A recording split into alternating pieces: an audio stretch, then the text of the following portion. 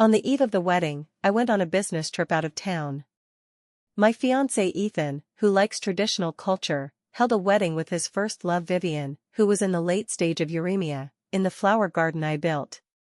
He held Vivian affectionately in his eyes. According to the ancients, the one who enters the door first is the principal wife. Even if I have already obtained the marriage certificate with Sylvia, she is just a lowly concubine. Amid the blessings from my parents and brother, they drank the nuptial wine and slept in the wedding room that belonged to me and Ethan. That night, Vivian posted a photo of the bloodstain on the bedsheet, with the caption, "The most precious thing is only for the most precious person." I silently liked it and turned to cancel the wedding venue. From the age of 15 to 28, I had been Ethan's devoted admirer for 13 years. But in his heart, there was still only room for my stepsister Vivian. Since that was the case, I let go. Later, I joined a primitive forest exploration project team that was isolated from the world. Unexpectedly, Ethan, who had always despised me to the extreme, knelt and fainted in tears at the airport where I departed after seeing the divorce agreement.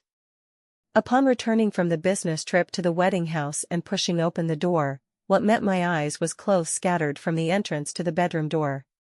From the bathroom came the sounds of a man and woman laughing playfully, and in the next second, Ethan, bare-chested, emerged embracing Vivian, who was wearing a sexy camisole. They walked while kissing passionately with their eyes closed until Ethan's peripheral vision caught sight of me. Only then did he hurriedly push Vivian away. "Sylvia? Aren't you supposed to return the day after tomorrow? Why are you back early?" I didn't speak. Vivian gave me a provocative glance, then immediately pretended to be innocent and pure, apologizing to me. "I'm sorry, Sylvia's sister, Ethan and I were just rehearsing the ceremony for your wedding day, don't misunderstand." At this point, Ethan also reverted to his usual cold demeanor toward me, righteously saying, "I asked Vivian to rehearse with me. Your kissing skills are too poor, like a piece of wood, I need to find the feeling." He lied to me so brazenly, completely unaware that both his and Vivian's underwear were worn inside out. I lowered my eyes, concealing the sarcasm and mockery in them. "I understand, continue your rehearsal," I said indifferently, turning back to the study. Closing the door, I deliberately suppressed the soreness in my eyes, keeping my voice calm, and dialed my mentor's phone. "Teacher, I am willing to join your primitive forest exploration project team." The mentor was very pleased but also concerned. "Great. I'll book your ticket for departure in 5 days. But Sylvia, you must think carefully. Once you join this project, you need to maintain no contact with the outside world for 5 years. Your wedding is in 6 days, will your husband agree to you joining?" Gazing at the gloom outside the window, I said lightly, "I'm getting a divorce." As soon as the words fell, the door was pushed open. I calmly hung up the phone. Ethan was somewhat suspicious. "What divorce? Who were you talking to?" "My college classmate is getting a divorce." Seeing my natural expression, Ethan no longer doubted. He and Vivian were already fully dressed. Seeing me come out, Vivian handed me a gift box. "Sylvia, this is to make up for your birthday gift." Her smile was mixed with subtle contempt and mockery. I opened the gift box and found it was a dress made from that bedsheet, with the bloodstain still on it. "Do you like it?" "Sylvia, this is the toasting dress I specially designed for your wedding." Vivian deliberately lowered her voice, enunciating each word. When Ethan saw the dress, he seemed to recall various things from last night with Vivian, unnaturally averting his gaze. Even his face showed a rare hint of shyness and blush. I expressionlessly picked up the dress, grabbed scissors, and cut it into fine pieces. A perfectly good skirt stained with blood, how inauspicious. I sneered. Ethan was furious. He rushed in front of me, snatched the dress, and slapped me hard. "You damn it, this was specially painted with pigments by Vivian, she's an internationally renowned designer who personally designed clothes for you, and you dare to do this." "I'm sorry, Sylvia, if you don't like it, I won't do it again." Vivian, with red eyes, held the angry Ethan, rubbing his palm, her tone low. "Ethan, don't hurt your hand by slapping. Since Sylvia doesn't like me, I won't appear in front of her again." After saying that, she let go and rushed out the door. Ethan followed closely behind. The room fell into dead silence again. Half an hour later, my brother Evan called. "Mom and Dad kindly made up for your birthday yesterday at Yenla restaurant, get over here." Yenla restaurant was specially built by my parents for Vivian when she was 8. After I was abducted by the nanny, my parents searched for me in vain and adopted Vivian, who was also abducted. Vivian was sweet-talking and likable, gradually replacing me as my parents' most beloved daughter. It wasn't until my 3rd year of junior high that I was found by the Lynn family. But by then, they had already treated Vivian as their treasure and paid little attention to me, their biological daughter. Thinking of this, before leaving, I put the bank card with the expenses the Lynn family had spent on me over the years, along with a document severing parent-child relations, into a craft envelope. Arriving at the restaurant and pushing open the door, in the next second, balloons burst, and stinking swill poured down from above my head. "Oh my God, how could this happen?" Vivian screamed in horror, but a gleam of schadenfreude flashed in her eyes. I understood it was her doing again, but no one would believe me. So I placed the craft envelope on the seat closest to the door and turned to leave. Vivian called out to me, "Sylvia, don't go." I don't know who replaced the streamers with swill, but rest assured, the restaurant manager has caught the culprit. Sure enough, a few minutes later, the restaurant manager dragged over a sleazy, skinny waiter. "Miss Vivian, caught him, it's him." As his words fell, the waiter hurriedly pointed at me. "It was all her who made me do it. She said I could frame the fake heiress at home." He didn't finish. My dad kicked me in the lower back. The pain made my face pale, and for a moment, I didn't even have the strength to stand up. "Beast." My mom looked at me expressionlessly. My brother sneered, "I wondered why you were so obedient this time. Turns out you were plotting to frame Sister Vivian. In that case, the 5% shares I originally intended for you will all go to Sister Vivian." The waiter felt some guilt and wanted to tell the truth. Actually, the one who really hired me was. Vivian's face changed, and she suddenly began to breathe rapidly. Now everyone's attention returned to her, and no one cared what the waiter had said. "It's all because of Sylvia, this little beast's bad luck. Vivian's asthma has been triggered again, hurry to the hospital." After my mom said that, the group supported Vivian and left without looking back. I finally endured the back pain and slowly stood up. At this time, my brother's assistant pushed the door in to get his bag. I handed her the nearby craft envelope, hoarsely saying, "Give this to my family the day before my wedding, please." After finishing, I bought a birthday cake at a nearby cake shop, reeking all over. After showering, I ate the entire cake alone. 3 days before departure, Ethan finally came home, but after returning, he worked in the study. Not wanting to sleep in the bed Vivian had slept in, I moved to the guest room. Unexpectedly, after Ethan showered, he casually walked in with only a bath towel around his waist. He embraced my waist, lingering at my neck, the faint orchid fragrance instantly enveloping all my senses. "Sylvia, let's have a child, I want you to bear a baby for me." His tone carried seduction. Actually, when I first returned to the Lynn family, Ethan doted on me a lot. He always stood silently behind me, indulging me in anything. He was very good to me then, helping me with English, which I wasn't good at, and standing up for me when I was bullied by other thugs. He would even hold my hand at Lynn family parties and say to other rich second generations, "Sylvia is no worse than any of you. Everyone here is just relying on good reincarnation, what's there to be precious about?" But just as I gradually fell in love with him, he could only see me always bullying Vivian. He grew to dislike me more and more, but the marriage alliance with the Jiang family forced him to marry me. At that time I still held on to wishful thinking, believing I could win him over with love. But I was overthinking, he never loved me. "I'm not in the mood." I pushed him away, got up, and hid in the bathroom.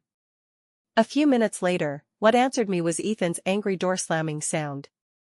I went to the study and saw that on the open computer, Ethan's Facebook wasn't logged out.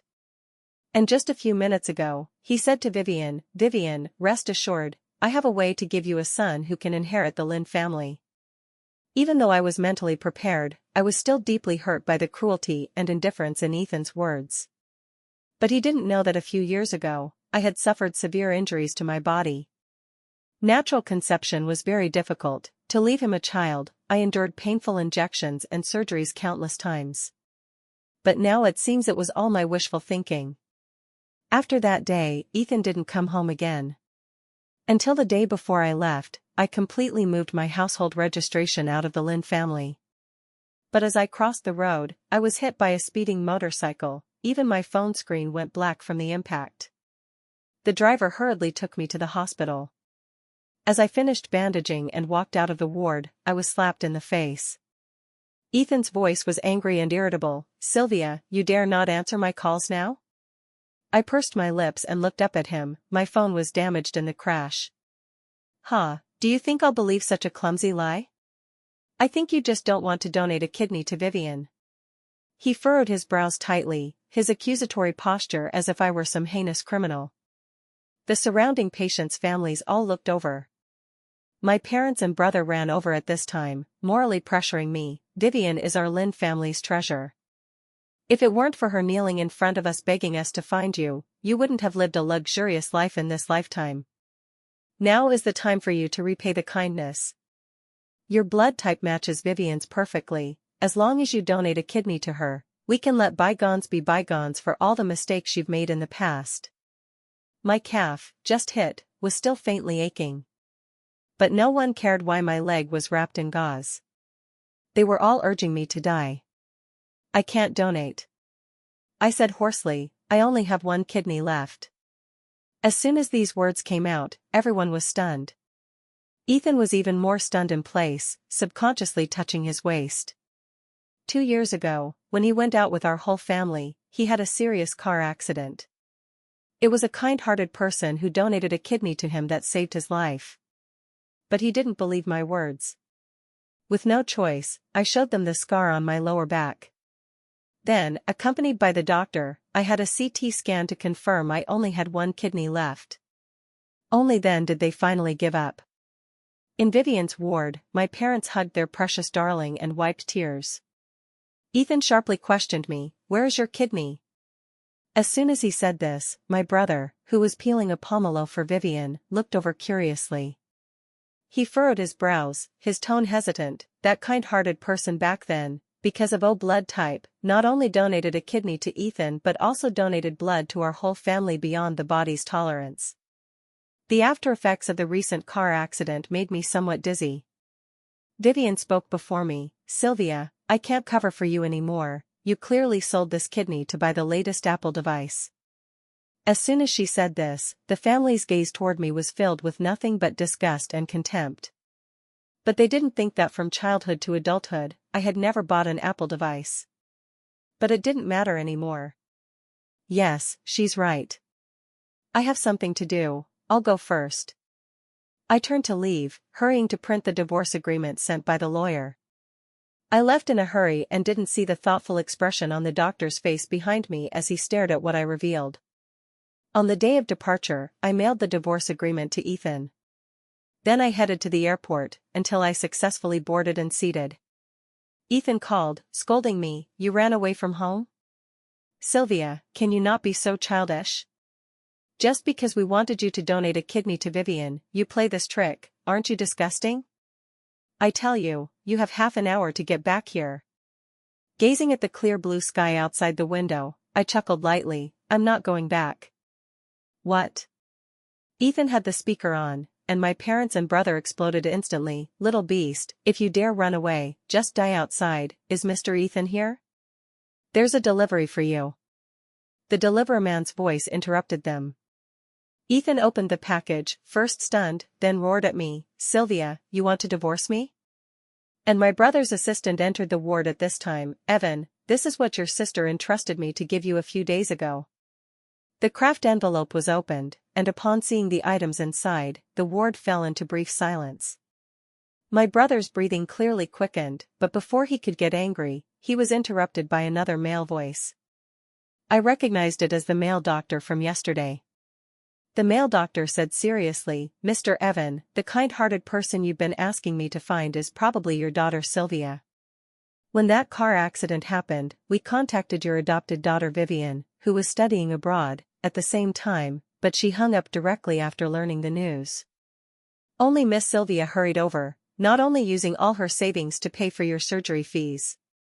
After donating the kidney and blood, she specifically instructed the nurse not to tell you her identity, because you despised her and worried that knowing the truth would affect your recovery." As his words landed, the entire ward fell into deathly silence. After almost a minute of silence, Ethan and my brother spoke simultaneously. "Sylvia, where are you?" Ethan even trembled as he apologized. "I was wrong, Sylvia, come back.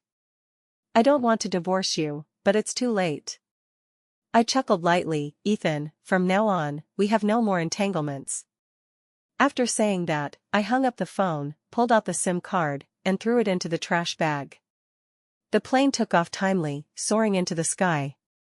The plane landed at the airport closest to the Primitive Forest Exploration Project team. As soon as I exited the airport, I saw my senior sister coming to pick me up. During my doctoral studies in the past, my mentor had repeatedly advised me to join him after graduation to contribute to the nation's botanical research. But at that time, I only had Ethan in my heart. Focused on marrying him, how could I be willing to separate from him? Now that I have finally severed all ties with the past, our entire academic group is particularly happy. Even my mentor, who is nearly 60, happily sent more than a dozen red envelopes in the group chat. My senior sister jogged over to take my suitcase, her tone enthusiastic. "Sylvia, you're finally here. Our mentor mentions you every day, afraid you'd regret and stand him up again. You know, you're the most talented treasure in our institute."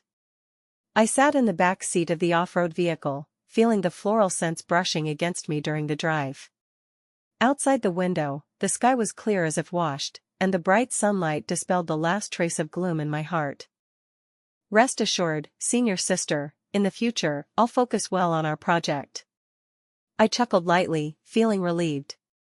The research institute's location was very remote, taking nearly 2 hours by car to reach.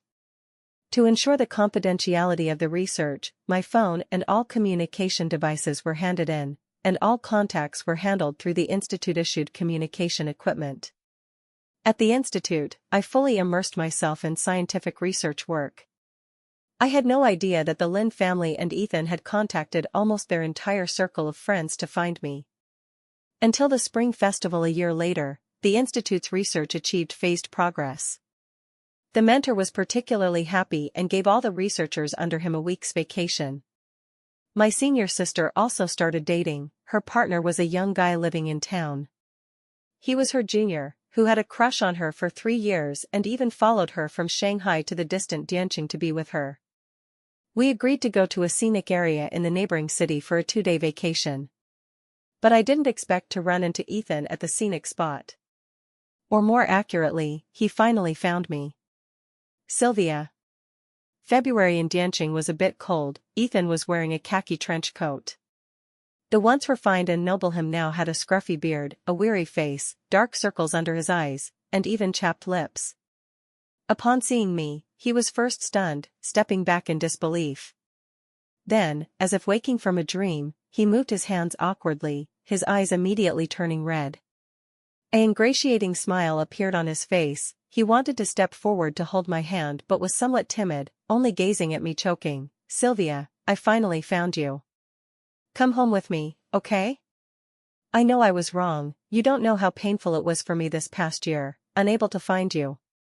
Gazing at this belated affection, I remained unmoved, my eyes clear. I gently pushed him away, indifferently saying, "Mr. Ethan, I remember I made it very clear before leaving that we have no more entanglements." After saying that, I turned to leave. But Ethan wouldn't let me. He suddenly collapsed and rushed forward, hugging me tightly, his voice desperate and panicked. "I don't agree. We haven't divorced yet. I didn't sign that divorce agreement, so you're still my wife." The last sentence he almost roared out, startling passers-by to turn their heads repeatedly.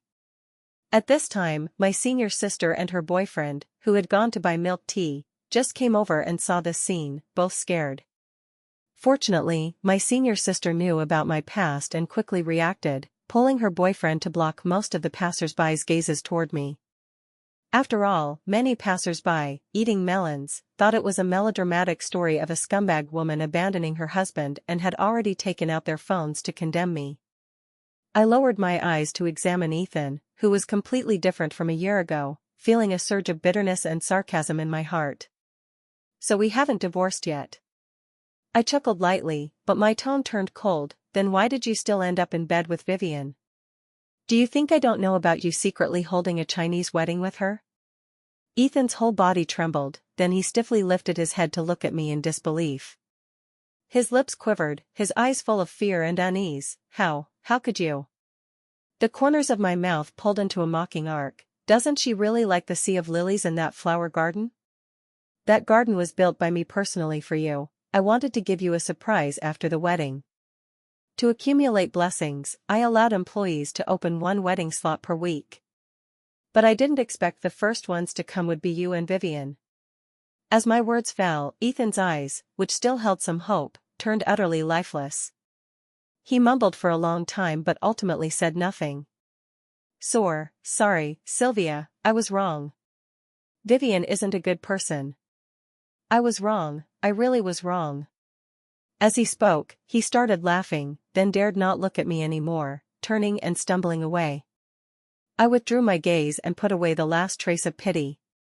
This small episode didn't affect our mood. Until the next day, when we wanted to go to the mall to select a New Year gift for our mentor, I unexpectedly ran into my brother's assistant, Nina. She was also surprised when she saw me. "Miss Sylvia, you haven't gone home yet?" I was comparing the functions of 2 thermos cups and strangely countered, "Why should I go back?" Nina's expression gradually became somewhat subtle. She fidgeted with her fingers, hesitated for a long time, then sighed and explained to me, "Your family, after you left, things went wrong. After your parents and brother learned the truth about the car accident back then, despite Vivian's opposition, they began investigating the past misunderstandings about you. And not only did they find out that all those things you were accused of after being brought home were Vivian framing you. Moreover, they discovered that Vivian conspired with outsiders to steal company secrets. When this matter exploded, your father fainted on the spot, and later it was diagnosed as a stroke. Your mother also suffered a sudden heart attack because she couldn't accept the blow. Your brother turned white-haired overnight, but he gritted his teeth and held on. However, Vivian fled when the matter was exposed and hasn't been caught yet. I came this time because I received a tip from the reporter saying Vivian might have fled to the border with the money." Nina spoke with increasing sighs, but upon seeing my calm and unruffled expression, she was instantly stunned. I looked at her, calmly saying, "Nina, I have already signed the document severing parent-child relations with the Lin family. From now on, I have no relation with them. Please don't tell me these things anymore." After saying that, I turned to leave. Behind me, Nina hesitated and struggled for a long time, ultimately only able to sigh helplessly. In a place I couldn't see. She returned to the corner outside the store and reported to the man in front of her, who looked young but had a head of white hair, "Evan, you saw it too. Miss Sylvia is unwilling to return to the Lin family." Evan's eyes were red, filled with regret and helplessness. He trembled and whispered, "It's all my fault. If when sister came home, we could have been unbiased and treated her better, perhaps everything wouldn't have ended up like this. It's our fault. We brought it upon ourselves." I didn't know what happened behind me, but my mood was still affected. Back at the hotel, I took a shower and let myself fall into a deep sleep. In the dream, I seemed to return to the day I was found and brought back to the Lin family. I was very thin and dark, facing Vivian in her exquisite princess dress, like a country bumpkin from the dirt. My parents' and brothers' gazes toward me were not very tolerant. Even in their loving looks, there was a subtle contempt. At first, considering I had been lost outside for over a decade, they pitied me and said nothing. But when Vivian and I were in the same room, Vivian always got hurt afterward. Their gazes toward me changed. Thus, in the second year of junior high, I was driven from the third-floor master bedroom of the Lin family villa to a narrow storage room on the first floor. just because they caught me cutting Vivian's dress on her birthday. In the first year of high school, I was forced to transfer from the key class to the last place in the ordinary class, just because Vivian accidentally found cheating evidence in my backpack. To prove their impartiality as high school board members, my parents decided to deprive me of the opportunity to attend the key class and sent me to the worst class to study.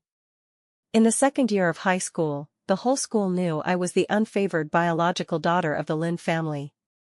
And Vivian, even as an adopted daughter, would be the Lin family heir in the future.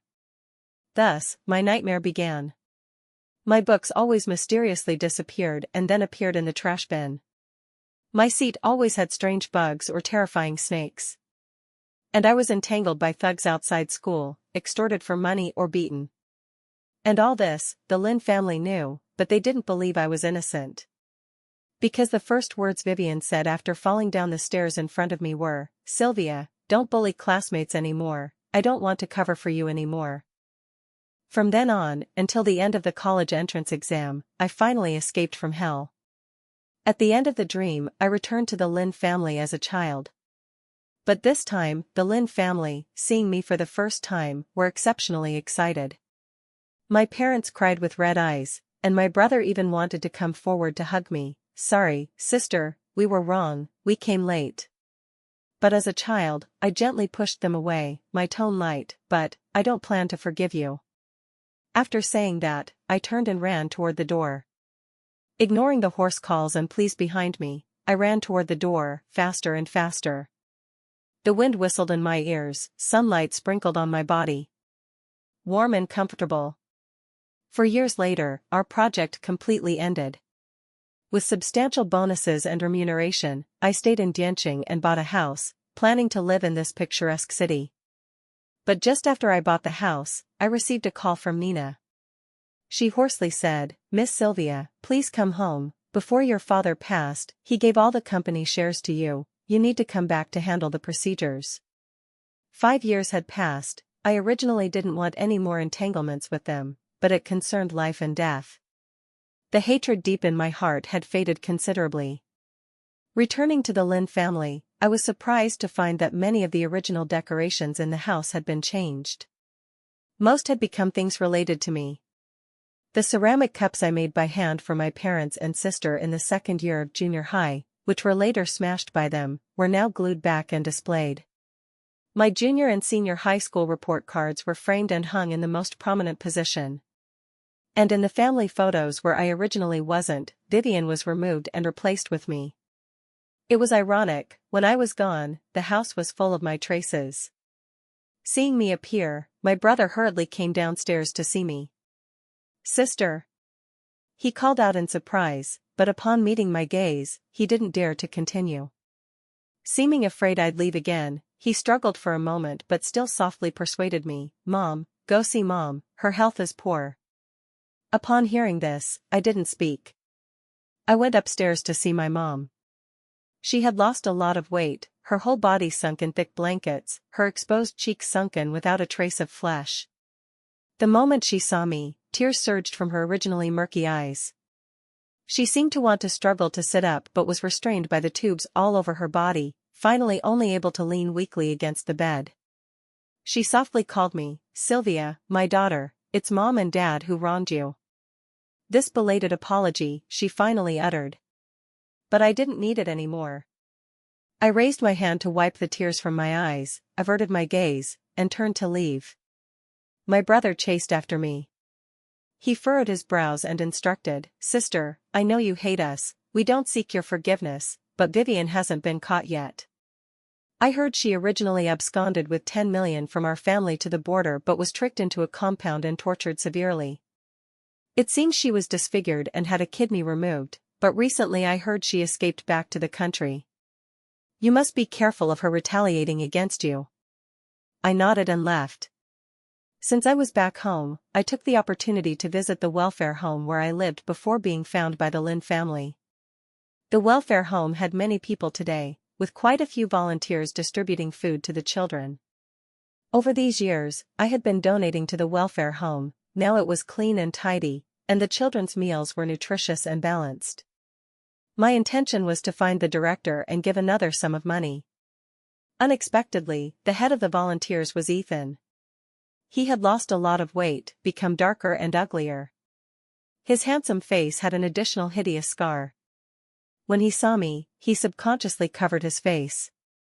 A moment later, his eyes turned red again. He was crying, quietly and vulnerably. I handed him a tissue, "Thank you."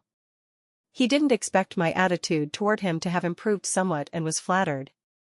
He put away the tissue, casually wiped his tears with his sleeve, and self-mockingly said, "It might be my retribution, my family went bankrupt. Because Vivian tricked me into investing in her company, and as a result, she stole Lynn family secrets. After the matter was exposed, she absconded with all the money. Our family was already on the brink of bankruptcy and got involved in such a scandal, going bankrupt that month." He touched the scar on his face again, full of regret. "We only found out later that Vivian wasn't abducted at all. She's the biological daughter of the nanny who abducted you. After you left, she knew she couldn't stay in the Lynn family anymore and fled. We've been looking for her, and the police are pursuing her too. When I went to Danching and met you back then, it was to find her. I had tricked her into meeting me, but she was too alert and still discovered my intentions. Before leaving, she argued with me and deliberately slashed my face. She said, what she can't get, she will never let others have. She is such a disgusting person. It's my fault for being too stupid, only realizing now. This is the price of misjudging someone. I won't sympathize with him." After placing the bank card in the director's office, I quietly left, got into a taxi, and went to the airport. Perhaps too tired, I fell into a deep sleep after getting in the car. Until I woke up again, I found the scenery outside the car had become extremely unfamiliar. Even the roads were rugged and bumpy. Looking at the somewhat familiar side profile of the driver, I suddenly woke up in shock, only to find my whole body weak. There was drug in the car. "Vivian?" My voice was hoarse. Hearing my voice, Vivian grinned ferociously, turned back to glance at me, and warned in a raspy voice, "There's a bomb in the car. If you dare call the police, I'll detonate it, and we'll die together."